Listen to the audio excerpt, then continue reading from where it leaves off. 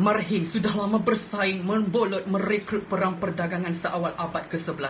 Dari terbangkitnya pertempuran Neolitik di Datan Hemdespe, peperangan Peloponnesia, perang pertama dalam sejarah tamadun peradaban manusia, hatta dari zaman Renaissance sehinggalah ke Eropah Malak, mengheret kita semua ke satu persoalan yang sama. Apakah pentingnya keuangan dalam negara? Menurut Forum Ekonomi ASEAN, 2017 merupakan tahun ekonomi internet Malaysia. Sumbangan ekonomi digital Malaysia kepada keluaran dalam negara kasar telah mencecah 17.8% pada tahun 2015 dan hampir merealisasikan sasaran 18.2% untuk tahun 2020. Sebanyak 162 juta ringgit telah diperuntukkan di dalam bajet 2017 dalam pelbagai program seperti ekosistem e-dagang, Digital Maker Movement serta pengenalan kategori lokasi baharu sebagai hub digital Malaysia. Dan kerana itulah hari ini saya bawakan kepada anda cabaran revolusi industri 4.0 merancangkan dasar kewangan negara. Kalungan apresiasi saya hulurkan buat saudara penerajuk acara Kombinasi Intelektual Kehakiman. Seterusnya, hadirin dan hadirat yang saya hormati lagi dekat di hati, Assalamualaikum warahmatullahi wabarakatuh dan salam Malaysia baharu saya titipkan buat sidang Dewan Pemacu Wawasan.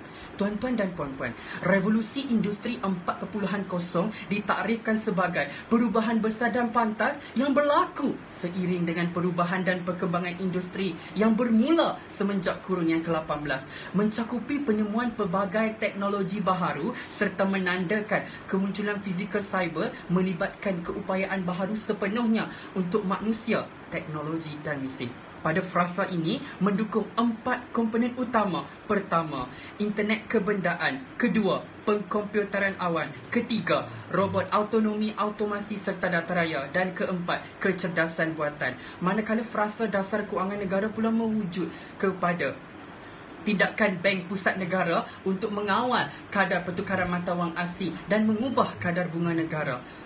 Jadi, saya akan ceritakan kepada anda semua apakah cabaran revolusi industri 4.0 merancangkan dasar kewangan negara yang secuba mampu menjadi segantang. Maka 3 hujah akan kita telusuri bersama.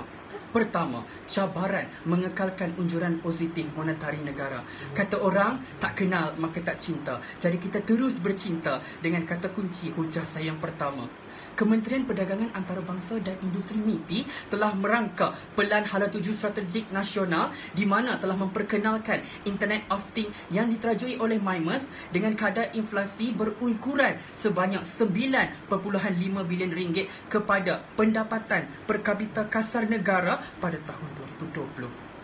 Di sebalik cabaran tersebut, mereka berupaya untuk menyediakan kemudahan peluang pekerjaan sebanyak 14,270 bagi mencipta teknologi berminda kelas pertama. Di sebalik pengeluaran secara pukal menyebabkan harga barang semakin menurun dan seterusnya meningkatkan kuasa beli masyarakat. Sebagai contoh, kerajaan mengurangkan lebihan penawaran dalam operasi pasaran terbuka melalui penjualan surat-surat khazanah kerajaan dan juga nisbah cadangan minima. Oleh itu, skala besar ini akan memberi impak yang signifikan terhadap keluaran dalam negara kasar dan dasar monetari negara, di mana kita akan dapat melihat peningkatan yang drastik mampu merancangkan dasar kuantitatif keuangan negara. Kedua, pengekalan anjakan skala imbangan perdagangan.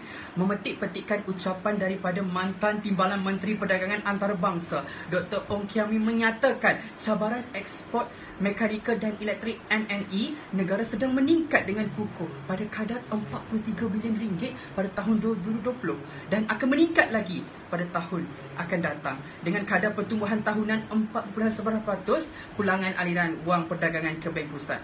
Hadirin sekalian, sudah terbukti dengan tercatatnya imbangan wang pertukaran jumlah ekspor bernilai 73.6 bilion yang direkodkan pada tahun 2018. Namun tahukah anda, cabaran penghasilan produk elektronik utama termasuk semikonduktor, mesin pemprosesan data automatik dan peralatan telekomunikasi. Contohnya, subsektor elektrik dan elektronik yang global bagi produk peranti mudah alih, peranti storan dan optoelektronik.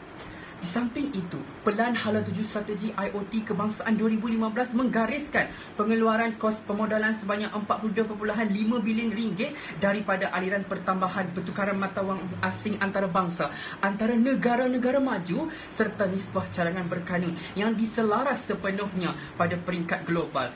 Jadi, sudah terang lagi bersuluh, anjakan skala imbangan perdagangan yang stabil mampu merancakkan dasar kualitatif kewangan negara.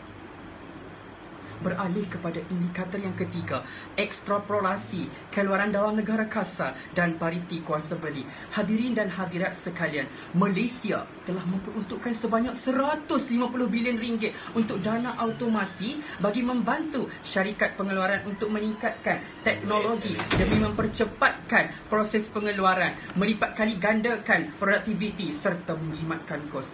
Oleh kerana itulah wujudnya cabaran ekstrapolasi keluaran dalam negara kasar melalui proses tersebut. Sebagai contoh, penubuhan Digital Free Trade Zone DFTZ yang pertama di dunia yang diterajui oleh MDNC menggabungkan zon fizikal dan maya dengan pertambahan perkhidmatan online bagi memudahkan e-dagang antarabangsa serta merangsang inovasi berteraskan internet. Manakala dari aspek pariti kuasa beli, memetik kenyataan daripada ahli fellow ekonomi kebangsaan Profesor Dr. Madeline Berman telah berkata, mengulas lebih lanjut mengenai pariti kuasa beli rakyat Malaysia yang dijangka bakal mencecah 6.9% bagi permintaan pasaran dan lebihan penawaran berturun kepada 2.9% dengan kadar PNK kekal sebanyak 25%.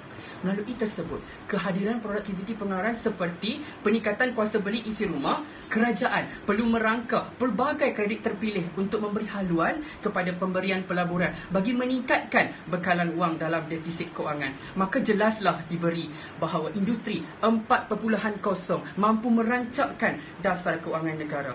Tuan-tuan dan puan-puan, 3 hujah telah kita telusuri bersama. Maka saya akan akhiri dengan satu kesimpulan. Kesimpulannya, kalau Tuan Si Syawadik kerana kambingnya yang tersesat ke dalam gua lantas terjumpa harta karun Ahmad Albab yang punya, begitulah jua dasar kewangan kita yang dapat diukur sehingga kita berjaya mendepani cabaran revolusi industri 4.0. Maka percayalah kata-kata saya, walaupun revolusi industri 4.0 mencabar tugas hakiki seorang manusia dan merintangi kebersediaan negara dan masyarakat, sekiranya kita berjaya menghadapi ini dengan mudah, maka impak negara yang dahulu ekonominya tertiara, dicengkam oleh penjajah, kini mampu bangkit tegak bermaruah. Sekian.